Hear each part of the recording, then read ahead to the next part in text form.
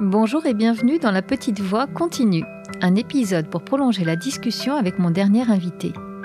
Quitte à passer un moment avec des thérapeutes en les interrogeant sur leur parcours et leur métier, autant en profiter pour leur demander aussi des conseils pratiques pour vivre heureux et bien dans notre peau. Dans ce court échange, publié une semaine après l'entretien, j'interroge mon invité sur une problématique concrète par rapport au bien-être ou au développement personnel. Pour ne rater aucun épisode, pensez à vous abonner sur votre plateforme de podcast favorite. Vous pouvez mettre de belles étoiles sur Apple Podcasts, ça aide vraiment à faire découvrir ce podcast à d'autres personnes. Allez, la petite voix continue, c'est parti!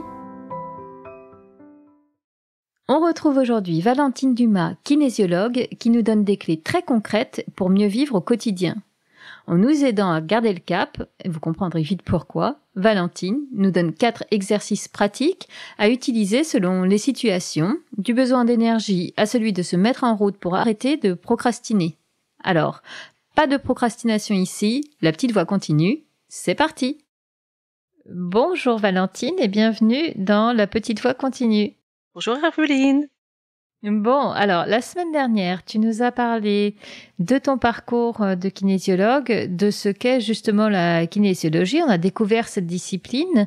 Et aujourd'hui, dans cet épisode bis, où moi j'aime bien qu'on ressorte avec des astuces très concrètes pour mieux vivre notre vie et notre quotidien, toi tu m'as dit, ok, j'ai un exercice assez sympa à proposer qui est vraiment typiquement un exercice de kinésiologie, un exercice pour garder le cap sur notre journée. Tu vas nous expliquer pourquoi je l'ai appelé comme ça.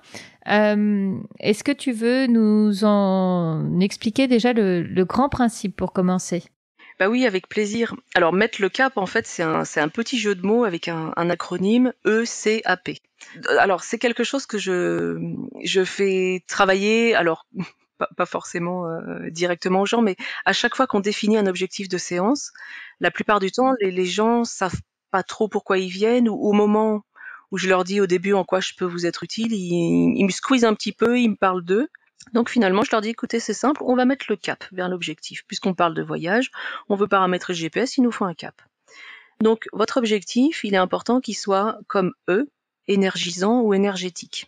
Un objectif, normalement, dans sa formulation, doit nous donner de l'énergie. C'est pas un truc qui doit nous en prendre ou nous vider. Un objectif doit être clair pour qu'un enfant de 7-8 ans qui vous écoute puisse comprendre ce que vous voulez atteindre et ce sur quoi vous voulez travailler. Okay. Un objectif doit être actif, évidemment, il faut pouvoir se mettre en marche pour aller vers cet objectif. Pas de j'aimerais, pas de je voudrais, toutes ces choses-là, parce qu'entre j'aimerais et je le fais, on sait que souvent il y a un fossé, hein. Et puis P comme positif. Et ça, c'est le plus difficile. Et ouais, les gens me disent beaucoup, je veux plus avoir mal, je veux plus avoir d'angoisse, je veux pas être triste. Donc j'explique qu'en fait l'inconscient, c'est j'ai parlé de petit génie dans la dernière fois qu'on s'est parlé. Le petit génie, c'est vraiment dans l'idée qu'il y a une partie de nous qui nous connaît depuis qu'on a été fabriqué, qui a tout partagé en même temps que nous et qui est un réservoir à ressources totalement illimité. Et le petit génie, à partir du moment où on vient faire une séance, mais que ça soit de kinésio, d'hypnose ou autre, en fait, on le mobilise. On vient toquer à sa porte en lui disant, en gros, mec, t'es prêt? Tu veux bien me donner un coup de main? Lui, il est comme les scouts, il est toujours prêt. Dès qu'on le mandate, il est derrière la porte au garde à vous, il vous dit, OK, où on va? Si vous lui dites, je voudrais aller dans une île paradisiaque. Alors ça y est, il fait chauffer le bateau, lui, il attend, les coordonnées. Et puis vous posez sur le pont, puis vous attendez. Lui, il va vous dire, OK, une île paradisiaque, on va où? On va en Corse? Ah non, moi c'était plutôt les Maldives. Ah dis-moi les Maldives, alors file-moi les coordonnées des Maldives, sinon on n'ira nulle part. Un objectif, il a besoin d'être positif. Alors Okay. quand les gens nous disent je veux plus être malade, je veux plus avoir peur, je veux plus être stressé, ça nous dit où ils veulent pas aller, mais en aucun cas ça nous renseigne sur où ils veulent aller. Mais du coup, toi tu dis que cette idée de mettre le cap, toi tu l'utilises beaucoup en séance, en amont des séances, pour savoir dans quel sens tu travailles avec la personne, mais tu dis qu'on peut aussi l'utiliser dans notre quotidien? Complètement. Alors par le biais de 4 exercices, un pour chaque lettre, quotidiennement le matin comme une routine, une morning routine, comme la cohérence cardiaque ou autre, en fait on va aider notre corps à se mettre en apprentissage. Donc le E comme énergétique, énergisant, ça c'est tout simple.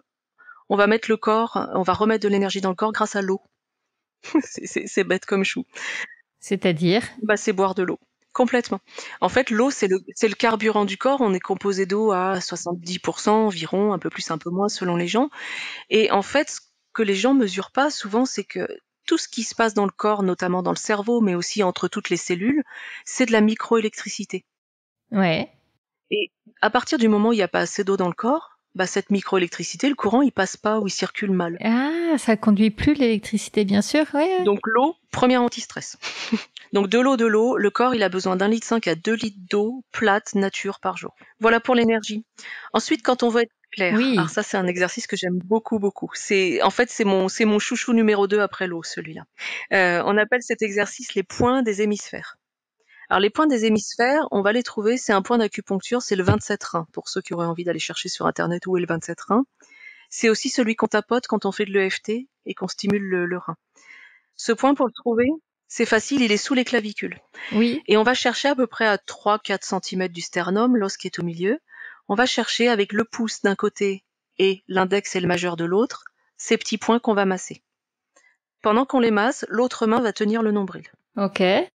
Donc une main au nombril, le pouce sur un point rein, l'index et le majeur sous l'autre point, et on masse comme ça pendant 20-30 secondes maximum. Hein. Et ensuite, pour pas qu'il y ait de jaloux, on va alterner les mains. On va passer celle qui massait au nombril et celle qui était au nombril au massage. Donc, stimuler le point du rein, c'est stimuler notre propre capacité à nous, notre capacité cérébrale, à faire le tri entre ce qui est bon pour nous et ce qui n'est pas bon pour nous. Ça, c'est super intéressant parce que ça revient à dire j'ai les idées claires. Quand j'ai les idées claires, je fais la distinction entre bon pour moi, pas bon pour moi. Donc, exercice génial à faire le matin, mais en journée aussi. À chaque fois que, mesdames et messieurs, vous vous sentez blonde, à chaque fois que ça n'imprime pas, à chaque fois que ça monte pas au cerveau, c'est tous ces moments. C'est un bon conseil très pratique. Si je viens au A de actif, qu'est-ce que tu nous conseilles? Actif. Alors actif, c'est se mettre en marche vers. Il y a plein de gens qui viennent en séance en disant j'ai envie de ça, et quand on le teste, qu'on le vérifie, on se rend compte qu'ils n'ont pas envie de bouger pour que ça change. C'est-à-dire qu'ils attendent dans le canapé que je fasse le boulot. Et moi, je peux pas aider à changer quelqu'un qui veut pas changer. Donc actif, c'est tout simplement un exercice qui s'appelle du cross-crawl. Le cross-crawl, on en fait pas mal aux entraînements de gym. Hein. C'est un exercice qu'on peut faire, alors c'est mieux de le faire debout, où on va en fait marcher sur place, c'est-à-dire lever le genou gauche et venir taper dessus avec la main droite. Lever le genou droit et venir taper avec la main gauche. Et ainsi de suite pendant 30 secondes, 1 minute. C'est le mouvement de la marche en fait en exagéré, en amplifié. Et on sait que le mouvement de la marche, ça permet de créer de la connexion entre cerveau gauche et droit. Ça fait travailler le corps calleux, la partie qui est entre les deux. Et on sait que quand on est stressé, le fait de marcher, ça aide à retrouver de la motivation, ça aide à lutter contre le stress.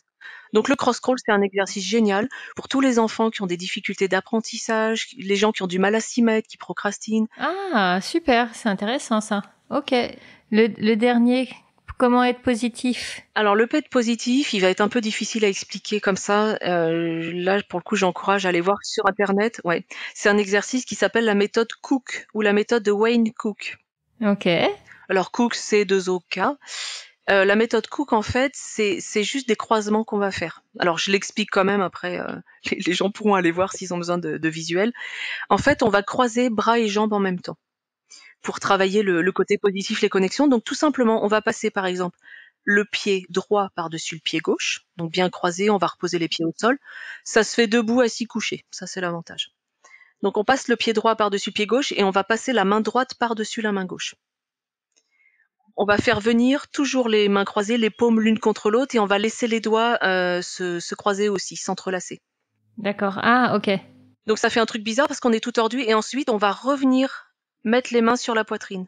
Donc ça fait revenir vers le haut, les mains vont rester croisées évidemment. On se retrouve avec un drôle de truc tout tortillé sur la poitrine avec les mains au milieu du plexus. Ok. Et quand on est dans cette position, pendant à peu près 30 secondes, 1 minute, on va inspirer avec la langue derrière les dents de devant au palais et on expire avec la langue relâchée. Et on fait ça. Et ensuite, au bout de 20, 30 secondes, 1 minute, le temps dont on dispose et en fonction de l'état de stress. Ensuite, on va passer le pied gauche par-dessus le pied droit, la main gauche par-dessus la main droite. Paume contre paume, on laisse les doigts s'entrelacer. On replie sur la poitrine. Et même chose, on inspire, langue au palais derrière les dents de devant. Et on expire en relâchant la langue. Ok. Ça, c'est un super exercice qu'on peut faire avant de passer un examen. Moi, j'ai des souvenirs de m'être enfermée aux toilettes pour aller faire ça 2-3 minutes avant un oral ou quoi. Ça tranquillise très très vite en fait. Vraiment, ça apaise. Ouais, ça apaise et ça joue sur le côté positif. Eh bien oui, du coup, de fait. Oui, oui, oui. Ok. Bon, donc là, en fait, c'est pas un seul outil là que tu nous donnes aujourd'hui, mais on repart avec 4 outils très concrets qu'on peut, voilà, notre petit kit, et puis on va dans la journée, suivant les besoins, les piocher ici ou là. Donc, exactement. Merci beaucoup Valentine pour ces exercices kinésio qu'on va pouvoir mettre en application tout de suite. Merci. Génial, avec plaisir. La petite voix continue, c'est fini pour aujourd'hui. Rendez-vous mardi dans 2 semaines pour découvrir un nouveau thérapeute. Si vous aimez la petite voix, alors dites-le moi avec des étoiles sur iTunes. Parlez-en aussi autour de vous et pour ne rater aucun épisode, pensez à vous abonner sur votre appli de podcast ou sur les réseaux sociaux. Vous me trouverez en cherchant La Petite Voix le podcast sur Facebook et Instagram. Une dernière chose qui me tient vraiment à cœur, je serais ravie d'échanger avec vous sur vos impressions, de recevoir vos questions, vos suggestions sur les invités que vous aimeriez entendre. Alors surtout, n'hésitez pas à m'écrire. Merci beaucoup et à bientôt sur La Petite Voix.